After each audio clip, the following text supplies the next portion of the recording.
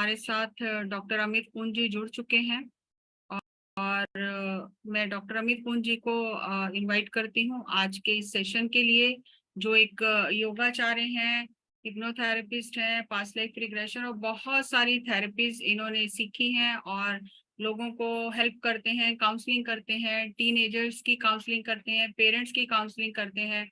और ये आयुष डिपार्टमेंट करनाल में हेड हैं डिपार्टमेंट, और 2012 से ये पत्री जी से जुड़े हैं और इनकी जो साधना शुरू हुई है बहुत छोटी उम्र में ही इन्होंने साधना शुरू की है। और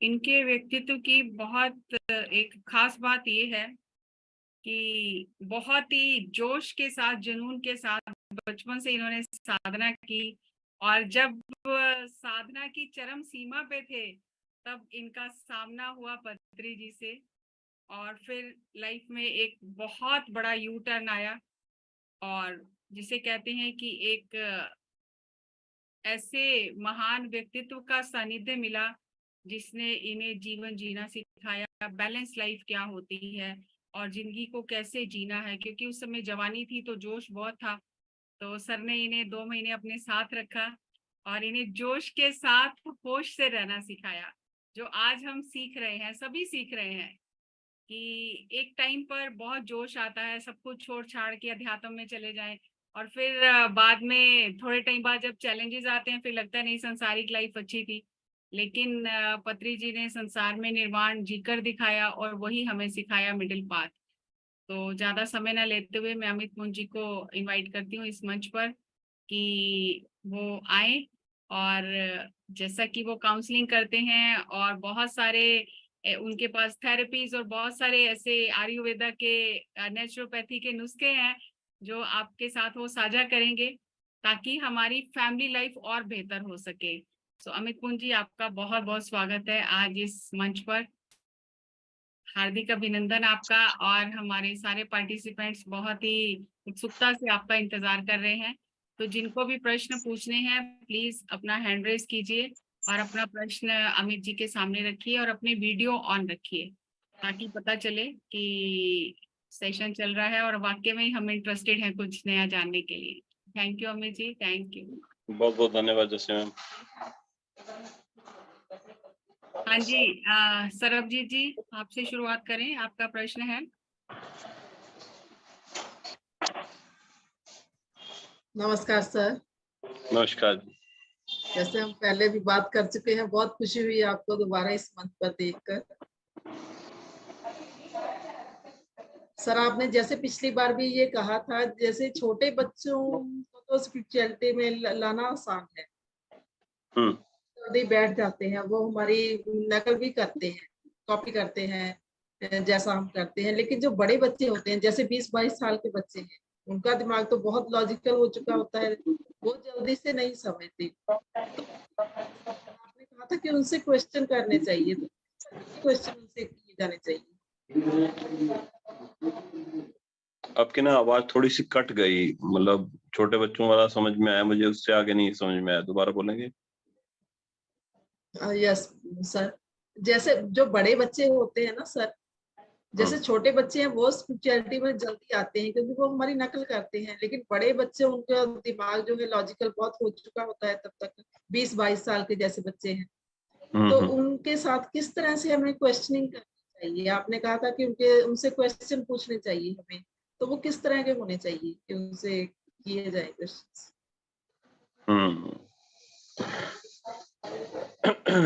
देखो, इसके लिए ना थोड़ा हमें कुछ टेक्निकल बातें समझनी पड़ेंगी, क्योंकि बीइंग एन मेडिटेटर अब जब हम ये सब चीज कर ही रहे हैं, तो जो भी पति सर ने एक सिस्टम दिया कि हम ध्यान तो देखो करेंगे, ध्यान की एक बड़ी सिंपल टेक्निक थी, साथ में जो हम बात करते हैं, एक्सपीरियंस शेयरिंग करते हैं, या जिस मास्टर की जिस चीज में स्पेशलिटी है वो अपनी विजडम शेयर करते हैं, नॉलेज शेयर करते हैं, तो उस नॉलेज से जब कोई समझाएगा तो वो नॉलेज ही लेनी पड़ेगी हमें।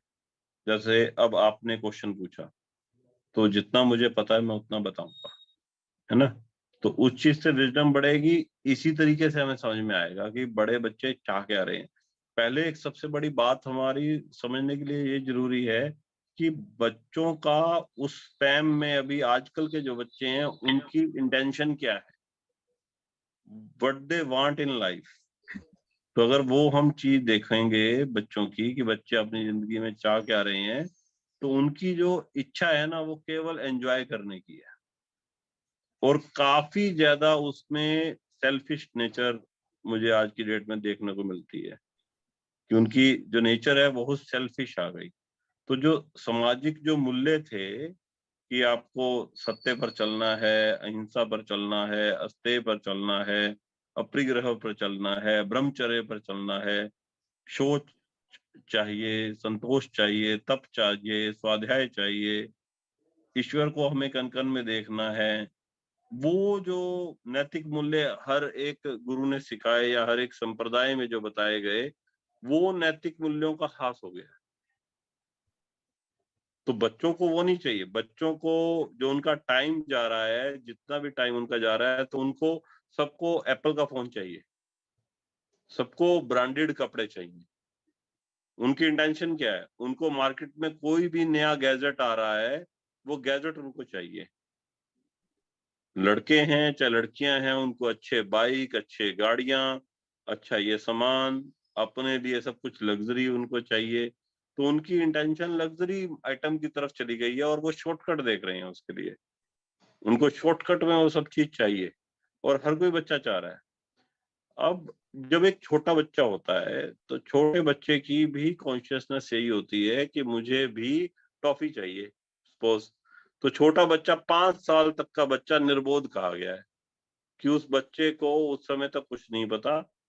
तो जो उसके कर्मास हैं वो उस लेवल के कर्मा नहीं माने जाएंगे बच्चे के। तो बच्चे को तो उस समय तक क्या है कि उसकी जो सेल्फ सेंटर्ड है उसका सब कुछ, कि उसे अपने लिए चाहिए, उसे और किसी से मतलब नहीं है। तो बच्चा जिद मचा देगा कि मुझे ये खिलौना मुझे ही चाहिए। लेकिन धीरे धीरे बच्चा जैसे बड़ा होता है, स्कूल में हम उसको भेजना शुरू करते हैं, माँ बाप उसे समझाते हैं कि बच्चा शेयरिंग करके खाओ। तो तुम्हें शेयरिंग करनी है और दूसरों का भी सम्मान रखना है। जैसे तुम्हें अपने लिए चाहिए तो दूसरों को भी देना सीखो। तो बच्चे को एजुकेशन कब मिलती है कि जब बच्चा अपनी टॉफी का पैकेट पकड़ेगा तो वो लेके जाएगा, उसका बर्थडे है तो दूसरे बच्चों को भी खिला रहा है कि तुम टॉफी खाओ, आज मेरा बर्थडे है। तो उसके अंदर एक शेयरिंग आती है उस बच्चे में। और उसको जब हम देते हैं तो टीचिंग की एक मेथोडोलॉजी जो चलती है उसके अंदर में उसको पुरस्कार मिलता है किसी न किसी चीज के बारे में।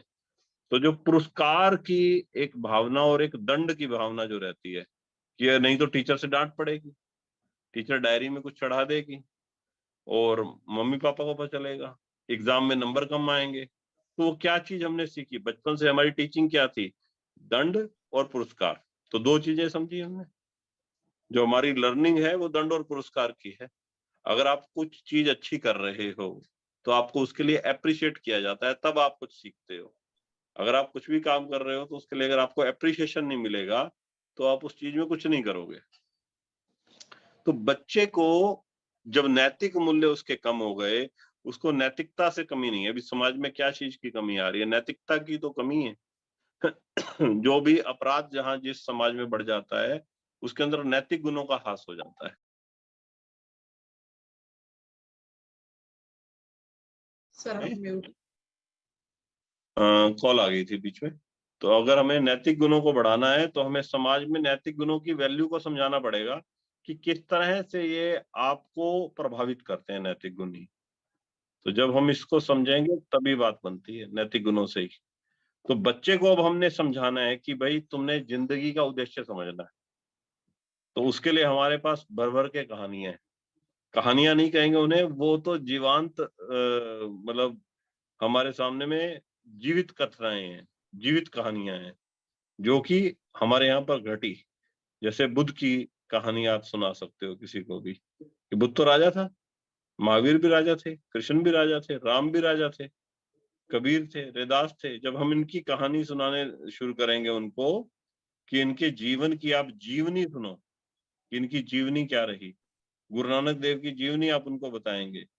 तो भाई जिंदगी में हमने मनुष्य जन्म जो लिया वो क्यों लिया? आप केवल एक मांस का टुकड़ा खुद को मत समझो, आप हड्डी मत बनो। आप कुछ एक जो आपकी जिंदगी है, जिसको हम कहते हैं भी 100 साल की जिंदगी कहते हैं, लेकिन एक्चुअल में तो लोग अपनी जो जिंदगी मानते हैं वो कहते हैं भी 60-70 साल थोड़े बढ़िया निकल जाएं, यही बहुत बड़ी बात है। उसके बाद तो दुखी होते हैं लोग। तो उस जिंदगी को तुम केवल जिंदगी मत मानो, उससे आगे भी तो देखो क्या होता है। तो जब इतनी सी बात हम उनके दिमाग में डालेंगे, जब इस तरह की चर्चाओं का वातावरण बनेगा, उस वातावरण के अंदर जो बच्चे पोषित होंगे उनका लाइफस्टाइल अलग होगा। लेकिन हमने उन बच्चों को छोड़ दिया। उन बच्चों के पास में इस तरह का चिंतन ही नहीं है कि जिंदगी क्या है, परमात्मा क्या है। उनकी मनन शक्ति का, चिंतन शक्ति का विकास ही नहीं हुआ। तो इसके लिए जिम्मेदार ना, मैं हमेशा कहता हूँ, जिम्मेदार बच्चे नहीं है, जिम्मेदार माँ बाप हैं।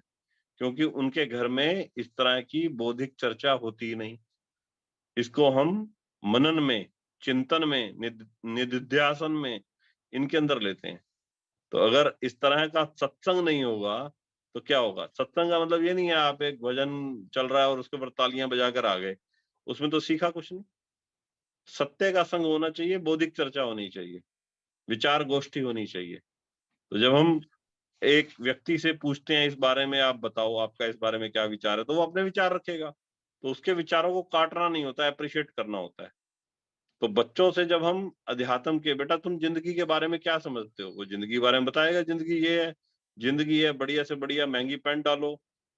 आजकल जो ब्रांड चल रहे हैं, एक से एक ब्रांड है, वो नाम लेंगे कि भाई मुझे तो इस तरह का बर्बरिक की पैंट चाहिए, मुझे तो 50,000 वाली पैंट डालनी है, 3 लाख वाली टाई डालनी है, 10 लाख वाले जूते डालने हैं। वो उस तरह के ब्रांड बताएंगे, आपको सुन के लगेगा ये क्या बता रहे हैं भाई, ये तो कुछ कुछ बातें हो गई। इतने महंगे जूते डालने हैं उन्होंने, उसके उनको पूरी कलेक्शन चाहिए। तो बच्चों के शौक देखोगे तो बड़े अजीबोगरीब शौक मिलेंगे आजकल। तो उनको टैटू गदवाने हैं अपने शरीर पर। मेरे पास तो एक से एक बच्चे आते हैं, कलाकार पूरे। तो उनके साथ में घर में वो चर्चाएं नहीं रही। और जो बच्चे मेट्रो सिटीज में पहुंच गए हैं, वहां पर पहले होते थे क्या, दादा दादी नाना नानी साथ में होते थे।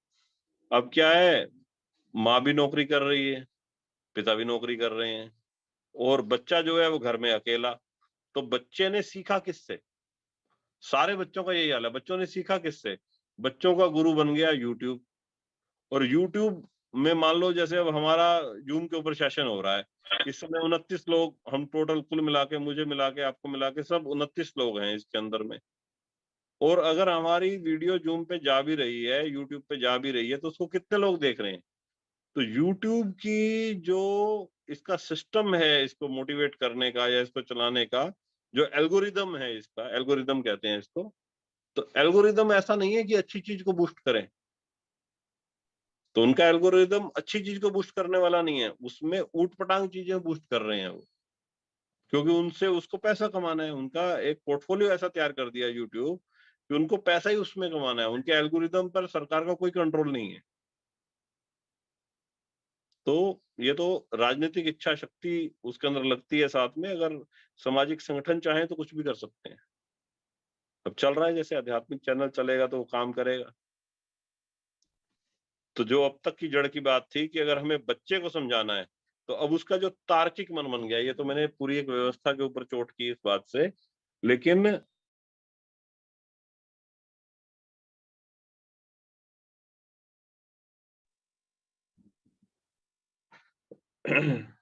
अगर हम देखेंगे कि एक जो व्यवस्था बन रही है इस समय की बच्चे की, जो कि हमारे पास में 20-22 साल के जो बच्चे हैं और उनकी जो मनोस्थिति है और उनसे हमें बात करनी है, तो उनको आपको बहुत ही टेक्निकल स्तर पे समझाना पड़ेगा, उनके स्तर पर जाकर,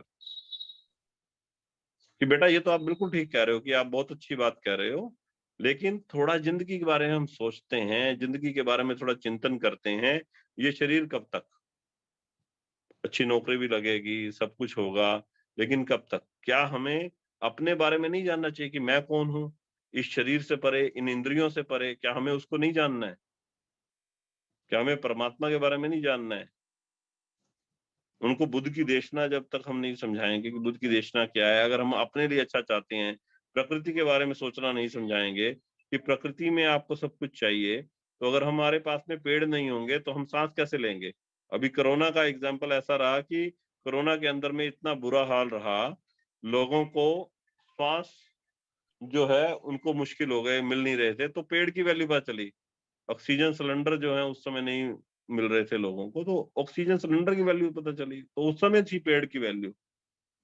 और जो लोग बिल्कुल इंटीरियर में बैठे थे उन लोगों को ऐसी कोई समस्या भी नहीं आई उस समय, वो इंटीरियर में अच्छा थे उस समय, उन एनवायरनमेंट में अच्छे थे, तो वहां पर हमें नेचर की वैल्यू समझ में आ रही थी। तो जिंदगी को थोड़ा गहरे आयाम में देखने का हमें समय तभी मिलता है जब हम किसी अपने को खो देते हैं। तो बच्चे को जब आप उस तरह के चिंतन में लेके जाओगे ना, तो उसको थोड़ी एक चोट लगेगी बच्चे को कि यार मैंने जिंदगी के इस एंगल को नहीं देखा, मैंने इस ढंग से तो सोचा ही नहीं। तो वो तो उनकी सोच उसी में लगी हुई है, मोबाइल में जो देख लिया, यूट्यूब पे जो देख लिया, जो एक्शन मूवीज देख ली, या उन्होंने जो भी आजकल वेब सीरीज आ रही हैं उनको देख लिया, तो उनका मन तो उन्हीं कामों में लगा रहता है। जैसे तैसे कर लो और किसी तरह से कर लो। जितने भी बच्चे आज की डेट में पकड़े जाते हैं, कुछ लोग चैन स्नैचिंग में पकड़े जाते हैं, वो बच्चे किस चक्कर में चैन स्नैचिंग में पकड़े जाते हैं? या तो उनको नशा करना है या अपनी गर्लफ्रेंड को गिफ्ट देना है। तो लड़के पकड़े जा रहे हैं, हर किसी को एप्पल का फोन चाहिए और उसके गैजेट चाहिए, वो इतने आसानी से तो मिलेंगे नहीं, उसके लिए शॉर्टकट लगाना है उनको, तो शॉर्टकट की दुनिया में घूम रहे हैं। तो बच्चों को जब तक हम नैतिक मूल्य नहीं सिखाएंगे कि सामाजिक व्यवस्था के लिए एक नैतिक नियम जरूरी है, और सामाजिक व्यवस्था जब तुम्हें समझ में आएगी, उससे ऊपर की व्यवस्था है आध्यात्मिक व्यवस्था।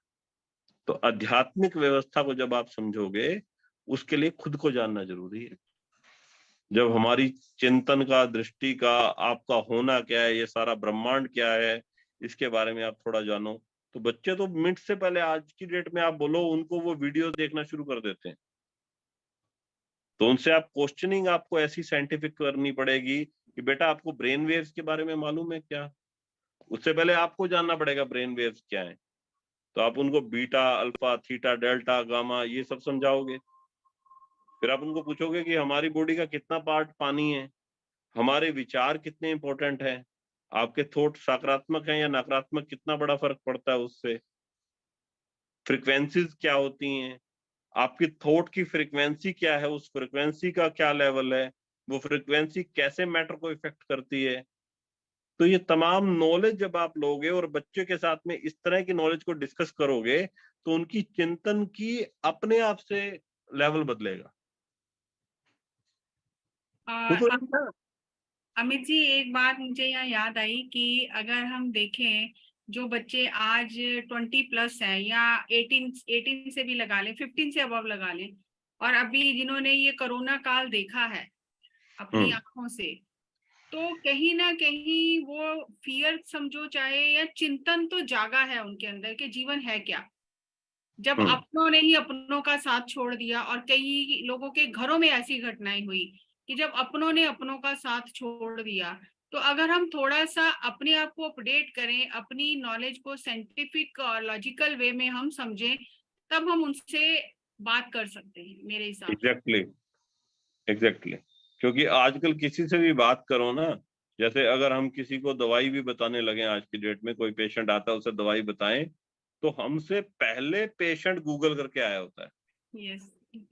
और उसके पास में इतने सारे क्वेश्चन होते हैं कि भाई ये क्यों नहीं दिया, इसका तो ये साइड इफेक्ट है, वो पहले से पेशेंट जाना पड़ा है। और जितनी देर पेशेंट आपसे बात कर रहा है, उतनी देर में अगर आपने कुछ भी लिखा, कुछ भी बताया, वो तुरंत नीचे ही नीचे उसको गूगल भी कर रहा है। तो गूगल वाला ज्ञान है। गूगल में तो अगर आप गूगल को देख के कुछ करोगे, तो आप एक भी गोली नहीं खा सकते, क्योंकि हर गोली का साइड इफेक्ट है। आप कोई मेडिसिन खा ही नहीं सकते हैं, फिर उस हर मेडिसिन के साइड इफेक्ट हैं। वो तो डॉक्टर को देखना पड़ता है उसको क्या खिलाना है। मेरे एक मित्र हैं, एमबीबीएस डॉक्टर हैं वो, और उन्होंने अपना लिखाकर वहां पर लिखा हुआ है कि अगर आप व्हाट्सएप और यूट्यूब वाले ज्ञान पर चर्चा करना चाहते हैं, तो फीस जो है वो 5,000 लगेगी। Very good. तो और उन्होंने इस तरह से लिखा है। बहुत सारे डॉक्टर्स ने लिखा हुआ है कि कृपया अपना गूगल ज्ञान बाहर छोड़कर आए।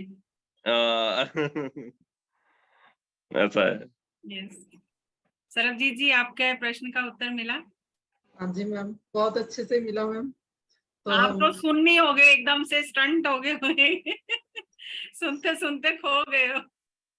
हाँ जी, नहीं मैम, मेरा नेट का कनेक्शन थोड़ा सा वीक है, इसलिए वो स्टिल हो रहा है।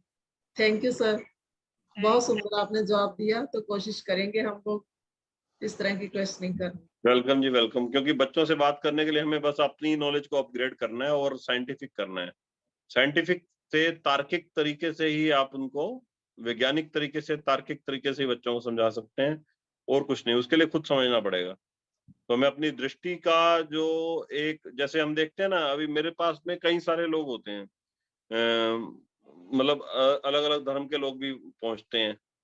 तो अगर आप दाईं तरफ देख रहे हो तो आपको कोई गुरुद्वारा नजर आ रहा है, बाईं तरफ देख रहे हो मंदिर नजर आ रहा है, सामने देख रहे हो मस्जिद नजर आ रही है, फिर पीछे देख रहे हो आपको कोई गिरजाघर नजर आ रहा है, और किसी को देखोगे कोई और संप्रदाय नजर आएगा। तो थोड़ा सा जमीन के अंदर जाके देख लो, थोड़ा सा आकाश पर चढ़ जाओ और ऊपर हो जाओ, थोड़ा सब उसी में तो है। तो इन सब ने बताया क्या था? खुद को जानने के लिए बताया था। और कितनी बड़ी मूर्खता लगती है कि धर्म पे खतरा है और टूट पड़ो और मार दो, एक दूसरे की जान ले लो। इससे बड़ा और क्या होगा? देखो, धर्म के नाम पे लोगों को मार दिया जाता है कि धर्म पे खतरा आ गया। देखो, भगवान पे खतरा कहाँ से आएगा? भगवान पे तो खतरा आ ही नहीं सकता ना। हमने भगवान के खतरे के नाम पे बोल के, धर्म के खतरे के नाम पे बोल के, लोग एक दूसरे को मारने के लिए दूसरों को, भीड़ को इकट्ठा कर लेते हैं और भीड़ को बोल देते हैं कि अगर तुमने ये तो भगवान के काम के लिए किया है, इसमें कुछ पाप भी नहीं लगेगा, मार दो। तो उतनी कट्टरता उनमें आ जाती है। थोड़ा सा आकाश की तरफ देखो ना, आकाश कितना स्वच्छंद है, उसने सब कुछ समेटा हुआ है। अभी मैं पीछे ही एक जगह था, तो वहां पर मैंने पूछा वहां पर कि भाई आपको ये मंत्र का अर्थ आता है? जैसे मंत्र कहीं पढ़ते हैं, सुबह उठते ही कई लोग पढ़ते हैं। तो एक में जैसे मंत्र कर रहा था, तो उसमें हाथ को ऐसे करके करते हैं, हाथ को रख लेते हैं ऐसे, तो सुबह उठते ही हाथ को ऐसे करके देखते हैं। तो मैंने इस तरह से पामिंग होती है योग में, वो करवाई। तो लोगों को फोटो खींच के गई, तो उसमें ऐसे लगा कि मैं वहां पर नमाज करवा रहा हूँ। तो उन्होंने बोला, कैसे, क्या आप नमाज करा रहे थे? फोटो मेरी ऐसी गई। तो मैंने कहा, यही समझ लो, नमाज ही करा रहा था। ऐसे ही समझ लो कि नमाज ही करा रहा था। ये तो हमारी संस्कृति में है कि हमें हर चीज को समझना है। नमाज के अंदर में इतने बढ़िया उन्होंने आसन दिए हैं मोहम्मद साहब ने, कि उसके अंदर में देखिए उन्होंने वज्रासन डाल दिया। वज्रासन में बैठकर आप खाना खाओ। पूरे एशिया के अंदर में वज्रासन में खाना खाया जाता है बैठकर, और उससे जो आपकी पिंडलियों में, आपकी जंघाओं में जो ब्लड का सर्कुलेशन है, वो आपके पेट में पहुंच जाएगा, और उससे आपका खाना जो है वो अच्छे से पचेगा।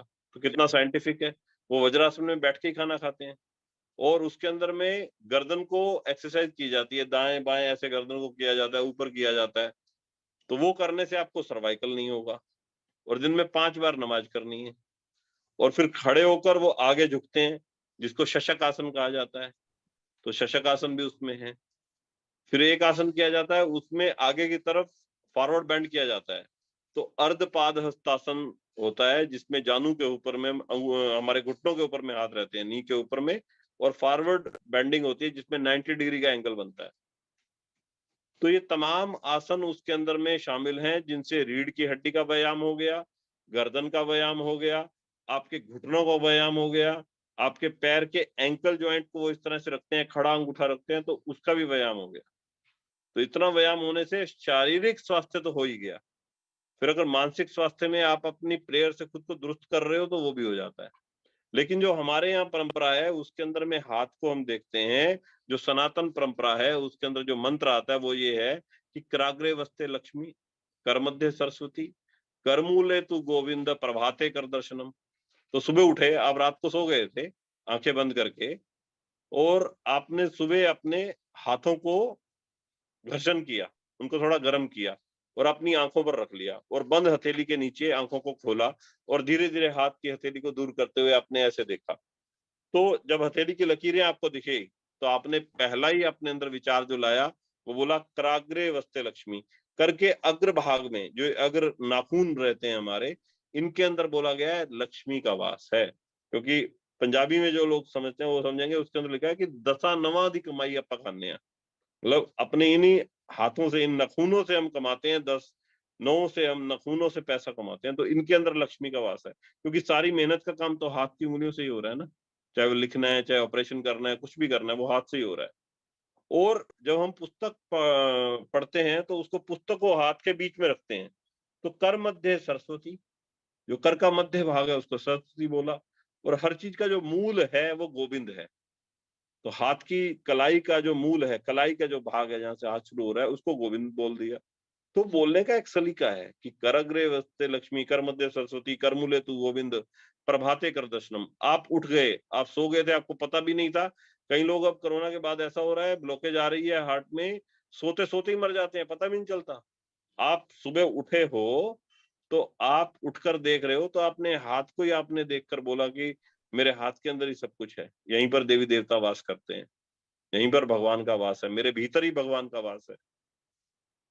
और प्रभाते कर दर्शनम, सुबह उठते ही दर्शन कर लिया। इससे अगला मंत्र क्या है, समुद्र वसने देवी।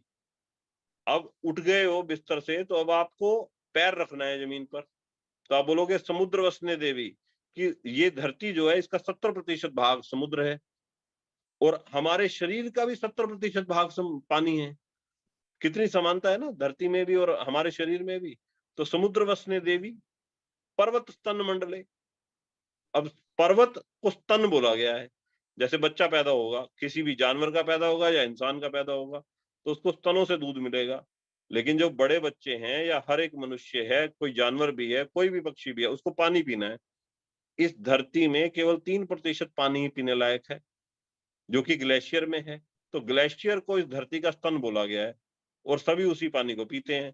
तो पर्वत स्तन मंडले, और विष्णु पत्नी नमस्तुभ्यम, जो ये वसुंधरा है, ये धरती है, इसको भगवान विष्णु की पत्नी बोला गया है, कि भगवान विष्णु की तुम पत्नी हो, और इसी पर हम सोते हैं, इसी पर विचरण करते हैं। और अब मैं बिस्तर से उठ गया हूं, और मैं उठकर तेरे ऊपर हे माँ पैर रखने वाला हूं। पाद स्पर्शम समस्व में, मैं तेरे ऊपर पांव रखने वाला हूं, हे माँ मुझे माफ करियो। तो हमारे एक एक जो मंत्र का अर्थ है, अगर हम उसको सोचकर अपना जीवन चलेंगे, तो किस नैतिकता का विकास होगा उसकी आप कल्पना कर सकते हैं। ये अर्थ आपको पता होगा, ये आप बच्चे को समझाओगे कि बेटा ये अर्थ है, ये जीवन शैली है, इस तरह से उठना है, इस तरह से सोना है, इस तरह से खाना खाना है, इस तरह से पानी पीना है, ये सोच होनी चाहिए। और इस तरह के विचारों का प्रभाव क्या पड़ता है, तो डॉक्टर इमोटो की जो स्टडी है उसको आप उनको बच्चों को समझाइए। मैंने पीछे एक लेक्चर हुआ था, उसमें डॉक्टर इमोटो की पूरी स्टडी बताई थी, और मैं वो डॉक्टर इमोटो की स्टडी जो है वो पिछले मैं लगभग 20 साल से समझा रहा हूँ कि डॉक्टर इमोटो की स्टडी क्या है। तो उस स्टडी को आप जरूर जानिए। जानते हैं उसको, डॉक्टर इमोटो की स्टडी को? अमित जी, सिमरन जी का भी प्रश्न ले लें पहले? हाँ हाँ, प्रश्न लो जी लो। Thank you Sarabjit ji.